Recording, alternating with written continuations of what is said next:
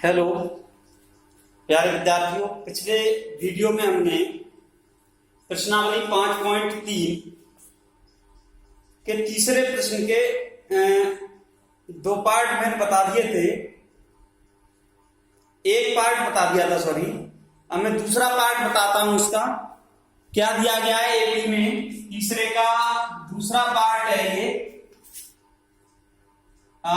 दिया है एपी में ए बराबर तो 7 दिया है। ए का मतलब क्या होता है? प्रथम पद। और ए 13 बराबर दिया है 35।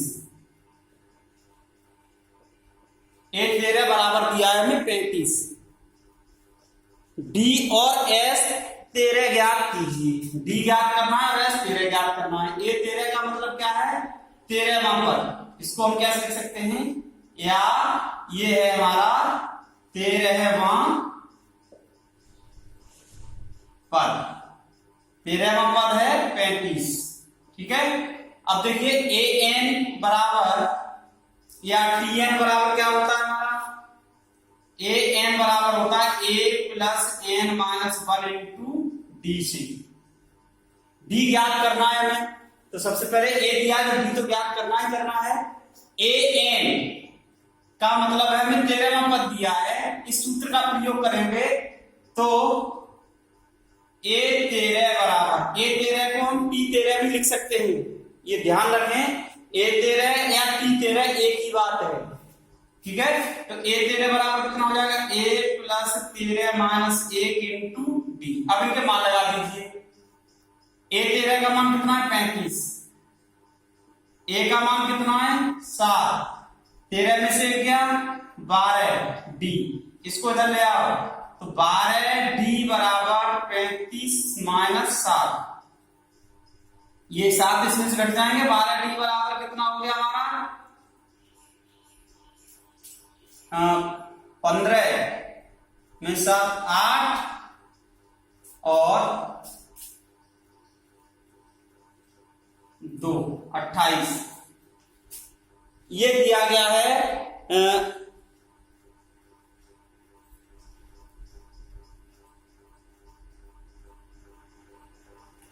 तो डी बराबर कितना आ जाएगा हमारा? डी बराबर आ गया 28/12।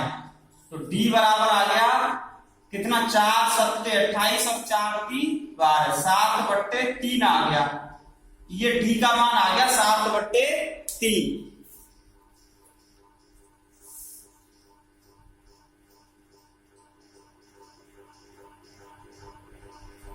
अब हमें निकालना है उन्हें एस एन बराबर n/2 2a plus n minus 1 into T से। योग का सूत्र होता है एस एन का मतलब एपी के एन पदों का योगफल। ये क्या है? एपी के एन पदों का योगफल है एस एन। तो ये सूत्र होता है एस 13। पूछा है मुझसे, क्या पूछा है? एस 13। अब एस 13 निकालेंगे यहां पर, तो एस 13 एन का मान कितना होगा? 13। एस 13 का मतलब है 13 पदों का योग। ये सवाल में दिया है, सवाल भी पढ़े अच्छे से। एस 13 पूछा गया है। एस 13 का मतलब है श्रेणी के 13 पदों का योग। तो एन का मान कितना होगा? 13। 13/2 2a 2 गुणा 7। ए का मान कितना है? 7 प्लस 13 माइनस 1 और डी का मान कितना है? 7/3। इसको हल करना है हमें, तो 13/2 7 दूनी 14 प्लस 13 में से क्या? 12 गुणा 7/3। 3 से ये 4 बार कट जाएगा यहां पर। तो 13/2 14 प्लस 7 चौक 28। कितना हो गया? 28। तो ये आ गया हमारा 13/2 गुणा 14 और 28, ये हो गए 42। 8 4 12 2 1 3 1 4। ठीक है। और 2 से ये कितने बार कट जाएगा? 21 बार। 21 दूनी 42। 21 में 13 का गुणा करेंगे तो 13 एकम 13 के 3 13 दूनी 26 और 1 27। कितना आ गया? एस 13 का मान आ गया 273। ये आ गया S13। ठीक है, S13 का मतलब है एपी के 13 पदों का योगफल। ये दो चीजें पूछी थी हमसे, डी का मान ज्ञात कीजिए और S13 का मान ज्ञात कीजिए। तो ये दोनों चीजें हमने निकाल ली हैं। जो भी हमें दिया गया है उसको हम समझें, दोनों सूत्रों का प्रयोग होगा। ऐसा नहीं है कि हमने पहले एनवां पद के लिए एक्सरसाइज पढ़ ली एनवे सूत्र के लिए तो उसका प्रयोग यहाँ नहीं होगा। हम जितनी पिछली चीजें पढ़ते जाते हैं उन सभी का प्रयोग आगे होता जाएगा। तो हमने एनवे सूत्र के प्रयोग से ये एन या टीएन एक ही बात होती है, मैं पहले भी बता चुका हूं। एनवे सूत्र के प्रयोग करके क्या निकाल लिया हमने, डी का मान निकाल लिया। डी का मान ज्ञात करने के बाद योगफल के सूत्र का प्रयोग करके हमने 13 पदों का योगफल, एस एन होता है एन पदों का योगफल। ये मैंने जो सूत्र लिखा है उसमें मैंने बताया है कि एस एन क्या है, एन पदों का योगफल। तो S13 क्या हो जाएगा, 13 पदों का योगफल। एन का मान 13 हो गया, ये निकाल दिया हमने।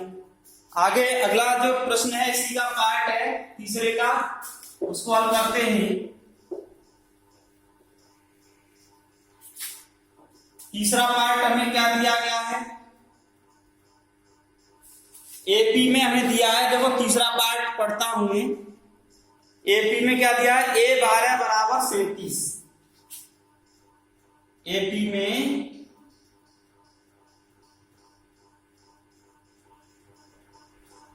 A12 बराबर है 37 और डी बराबर दिया है 3। तो ए और S12 ज्ञात कीजिए। ए का मतलब प्रथम पद ज्ञात करना है और S12 का मतलब 12 पदों का योग ज्ञात करना है। अब देखो A12 बराबर 37 है, डी का मान दिया है, तो सबसे पहले हमें 12वां पद दिया है तो एनवें पद के सूत्र से।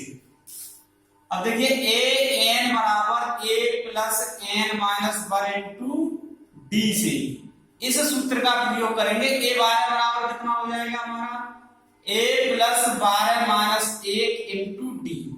A12 का मतलब कितना है, 37 दिया है हमें। ए हमसे पूछा गया है, प्लस 12 में से क्या 11 और डी का मान कितना दिया है 3। ठीक है, तो ये 37 11 की 33 इधर आ जाएंगे, माइनस 33 बराबर ए और ए बराबर आ गया 37 में 33 है 4। एक तो पार्ट ये हो गया हमारा, ए का मान आ गया। पुनः अब हमसे पूछा क्या गया, जो पिछला पार्ट किया था उसी प्रकार से करना है। एस एन बराबर होता है N by 2 2a plus N minus 1 into D से। अब ये वाला सूत्र प्रयोग करेंगे। हमसे पूछा गया है S12 का मान, S12 बराबर कितना हो जाएगा, 12/2। एन का मान 12 हो गया, 2 इंटू ए का मान 4 हम निकाल चुके हैं, तो उस ए का मान ज्ञात कर लिया है मैंने, तो ए लगाएंगे 2 गुणा 4 प्लस 12 माइनस 1 और इंटू 3। डी का मान 3 हमें दिया गया है, ए का मान हमने निकाल लिया है, तो 2 से ये कितने बार कट जाएगा, 6 बार। तो 6 इंटू 4 दूनी 8 प्लस 12 में से क्या 11, 11 का 3 गुणा करोगे 33, तो 6 गुणा 33 और 8 41 दिया गया, 6 एकम 6 और 6 चौक 24। ये किसका मान आ गया, S12 का मान आ गया। यही दो चीजें पूछी थी, ए का मान और S12 का मान।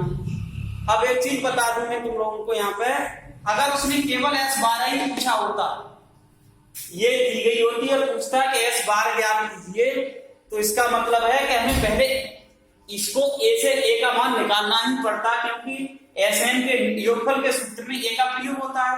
ए हमें दिया नहीं था, तो ए का मान हम यहां से ज्ञात करते, उसके बाद इसका प्रयोग करते, तो ए तो निकालना ही था। तो ये हो गए तुम्हारे 3 पार्ट इस प्रश्न के। इसमें सभी पार्ट दिए गए हैं 10 और इसी प्रकार के दिए गए हैं। तो अब मैं एक सवाल बताता हूं आप लोगों को, छठा पार्ट बताऊंगा। इसका छठा पार्ट है, वो थोड़े अलग प्रकार के हैं।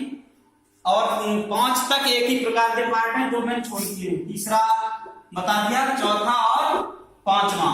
अब मैं छठा पार्ट बताता हूं आप लोगों को। तीसरे का छठा पार्ट है, दिया है एपी में। क्या दिया गया, ध्यान से समझेंगे हम। a बराबर 2, d बराबर 8, a बराबर 2 और d बराबर 8। अब इनका मतलब तो समझते ही होंगे, a का मतलब प्रथम पद और d का मतलब सार्वंतर। a का मतलब प्रथम पद और d का मतलब है सार्वंतर, ये तो समझते ही होंगे। a बराबर 2, d बराबर 8 और Sn बराबर दिया है हमें 90। Sn का मतलब है श्रेणी के n पदों का योगफल, यानी समांतर श्रेणी के n पदों का योगफल।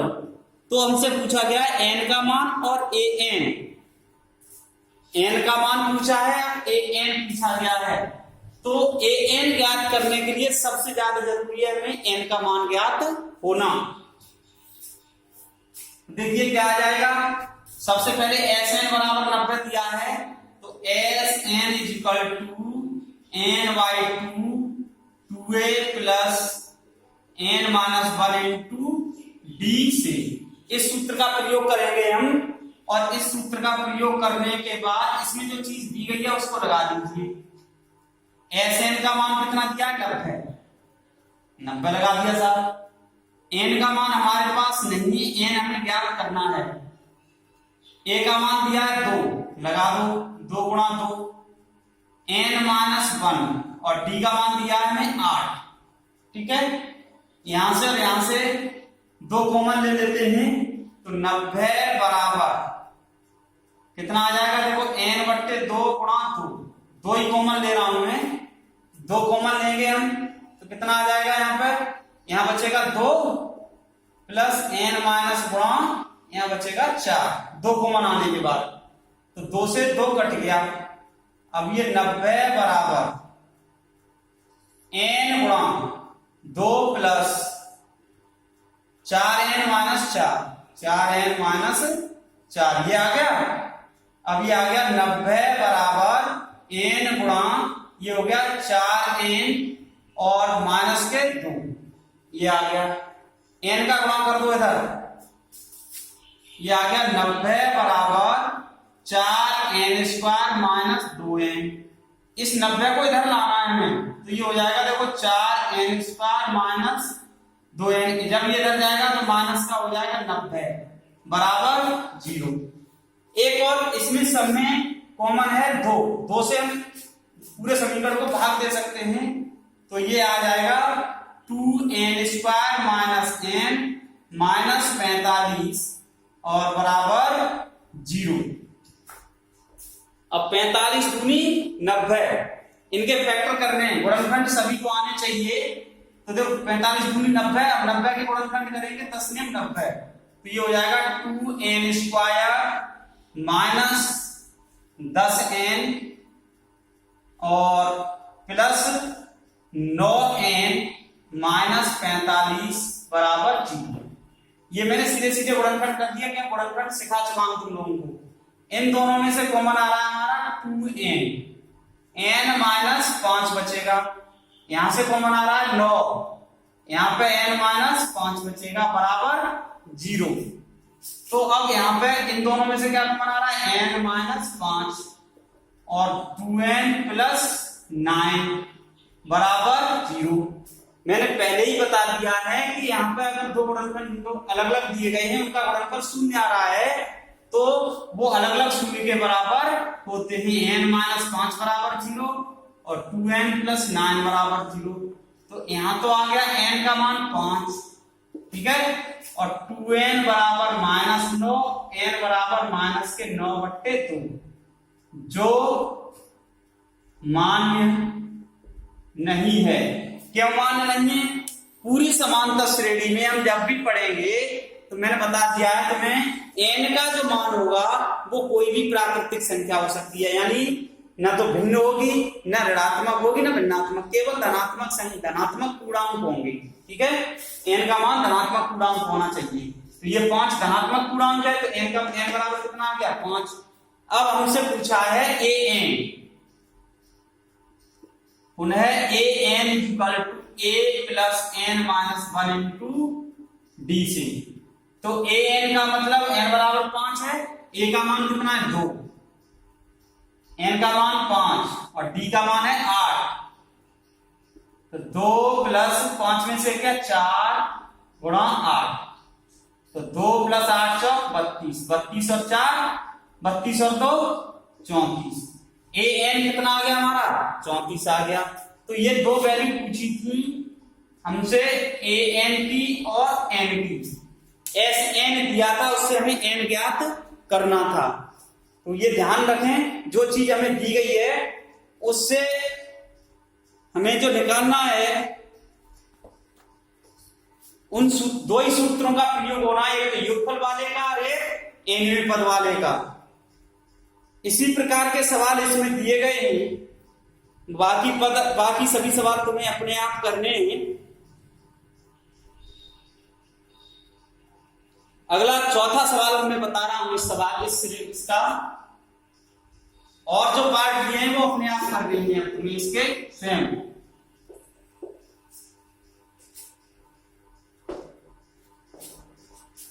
अब चौथा सवाल जो दिया गया है प्रश्नावली का, उसको पढ़ता हूं। देखिए क्या दिया है चौथा सवाल। 636 योग प्राप्त करने के लिए एपी 9, 17, 25 के कितने पद लेने चाहिए? कितने पद लेने चाहिए? पदों की संख्या पूछी जा रही है। पदों की संख्या का मतलब है एन का मान ज्ञात करना है हमें। तो देखिए दी गई एपी है हमारी, दी गई एपी क्या दिया है 9, 17, 25, 9, 17, 25 अप टू डॉट पर, जहां ए बराबर कितना है 9 प्रथम पद और डी बराबर कितना है 17 में से 9 घटा दो, 9 और 8 17। तो ये डी का मान कितना आ गया 8। और कितने पद लेने चाहिए जिनका योग तब श्रेणी का योगफल 636 हो?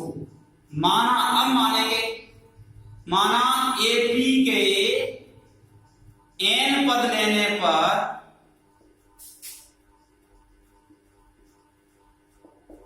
योगफल 636 प्राप्त होगा। अतः जब एन पद लेने पर योगफल 636 प्राप्त होगा तो ये किसका मान हो गया एस एन। नई श्रेणी के एन पदों का योग 636 है। सीधी भाषा ये है, श्रेणी के कितने पदों का एन पदों का योगफल 636 है, तो ये एस एन का मान हो गया। अब हमें एन का मान ज्ञात करना है। अब देखिए सूत्र क्या है हमारा एन पदों का योगफल का, एस एन बराबर N by 2a plus N minus 1 into D सी।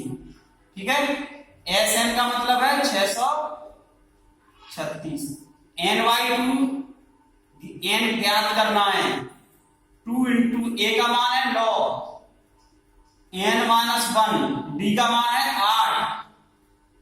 ठीक है, तो ये लगा दिया आपने। यहां से फिर 2 कॉमन ले लो, पिछला जो सवाल किया था उसी प्रकार से है, एन बाई 2 इंटू 2 कॉमन लेने के बाद यहां तो बचा हमारा 9 प्लस एन माइनस 1 इंटू यहां तो बचा 4। ठीक है, 2 से 2 कट गया, 636 बराबर ये आ गया हमारा एन गुणा 9 प्लस 4n माइनस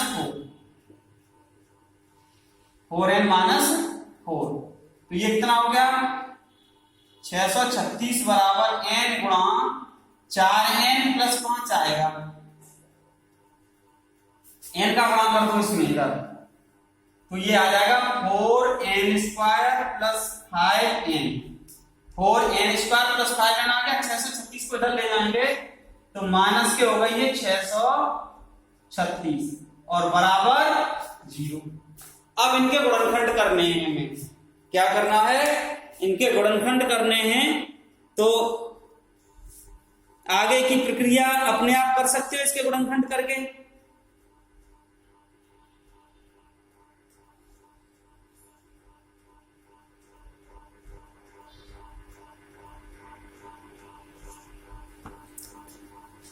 अब देखिए इसके गुणनखंड कैसे प्राप्त होंगे हमें, या तो हम इसके गुणनखंड कर लें।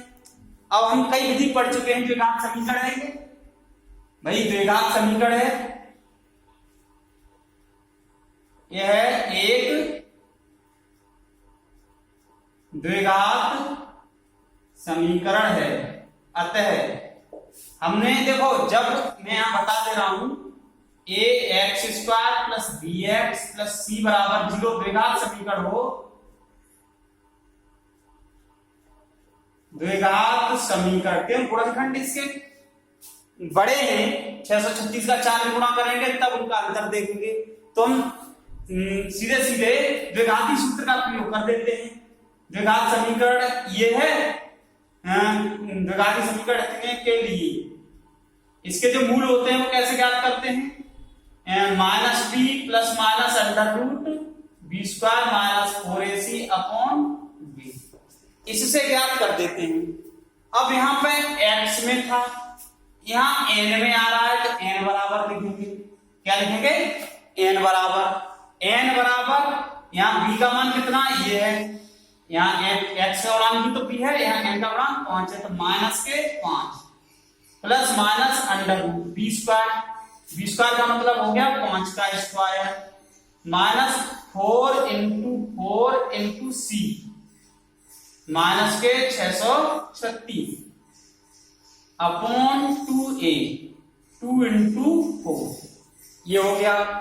अब देखो इसको आगे n बराबर माइनस का 5 प्लस माइनस अंडर रूट में 25 और ये हो जाएगा माइनस माइनस प्लस 16 गुणा 636 अपॉन 8 आ गया ये।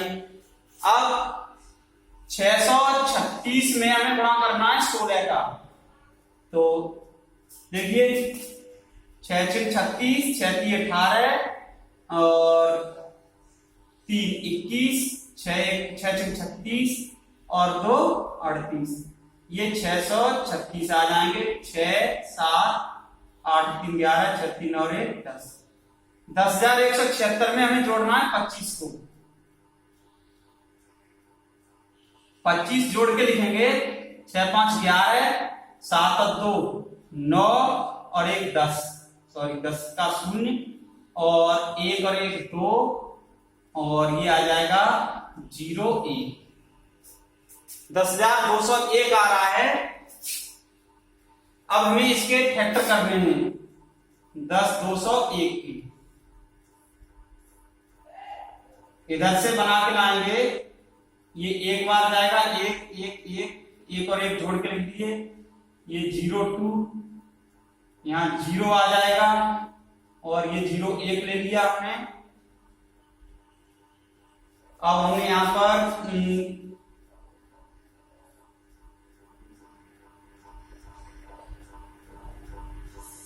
अब ये लगभग जाएगा 7 एकम 7 7 7 49 7 14 4 18 8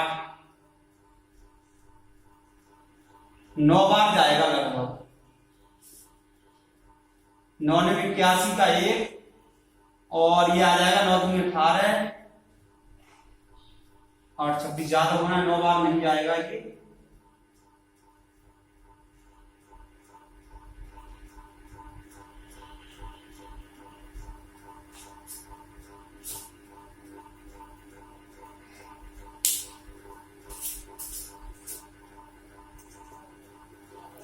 हाँ देखिए इसमें n बराबर ये आया, इसको हमने हल किया 25 16 का 636 में गुणा किया, 10,176 आया, उसमें 25 जोड़े 10,201, ये मैंने पूरा लिख दिया है यहाँ पे।